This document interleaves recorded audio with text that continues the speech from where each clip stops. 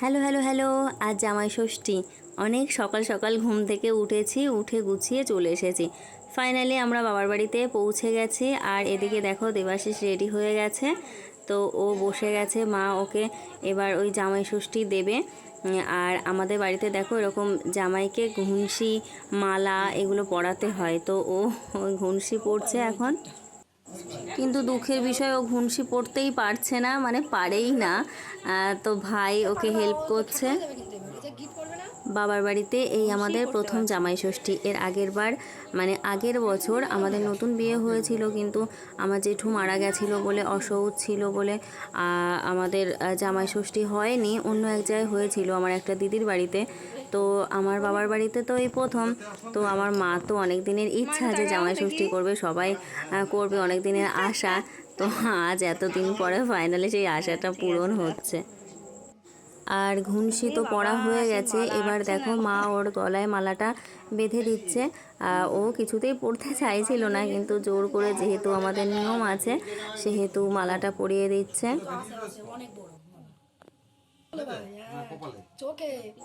এবার মা ওর চোখে কাজল পরিয়ে দেবে। আমাদের এটাই নিয়ম, জামাইকে কাজল পরাতে হয়। জানি না তোমাদের কি নিয়ম আছে, তো তোমাদের কি নিয়ম আছে কমেন্টে আমাকে জানিও। কাজলটা পরে ওর মনে হয় একটুখানি হালকা হালকা চোখটা জ্বালা করছিল। যাই হোক, দেখো কেমন বোকার মতো তাকাচ্ছে কাজলটা পরে, বাচ্চাদের মতো। যাই হোক, পরে নিয়েছে, কি আর করা যাবে, নিয়ম যখন আছে পালন তো করতেই হবে। চোখটা না উঠে যায়। বৌদিরা তো খুব হাসাহাসি করছিল, সবাই খুব ঠাট্টা করছিল, খুব মজা হয়েছে আজ।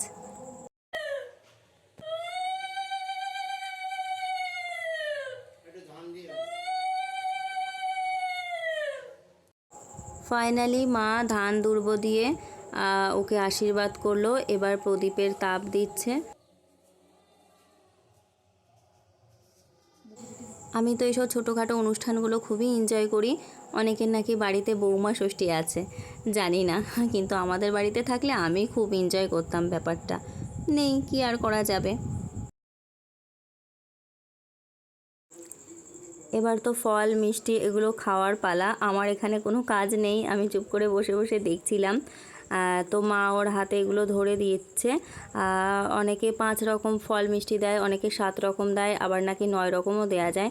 আমি জানতাম না, আমি ভাবতাম ষষ্ঠী মানে মনে হয় 6 রকম দিতে হয়, তো মাকে সেরকমই বলছিলাম। তো মা বলছে না, 5 রকম, কেউ 7 রকম, কেউ 9 রকম এরকম দিতে হয়। তো সেরকম কিছুই খেলো না, ওগুলো ভালোবাসে না। আর ও যেহেতু দশরাতে থাকবে না, সেজন্য ওকে চিড়ে, খই, দই একসাথে দেয়া হয়েছিল। দশরা এগুলো দিতে হয়, তো ও যেহেতু থাকতে পারবে না, সেহেতু একেবারেই দেয়া হয়েছিল। আর ও এই যে মার জন্যে শাড়ি নিজেই কিনে এনেছে চয়েস করে, শাড়িটা বেশ ভালো লাগছে।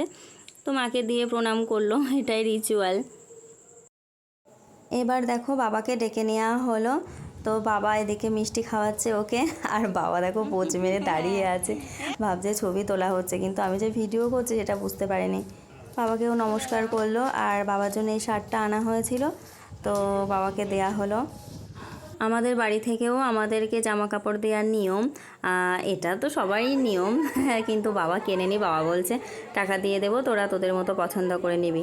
সে যাই হোক, সেটা অন্যদিন হবে কেনাকাটা।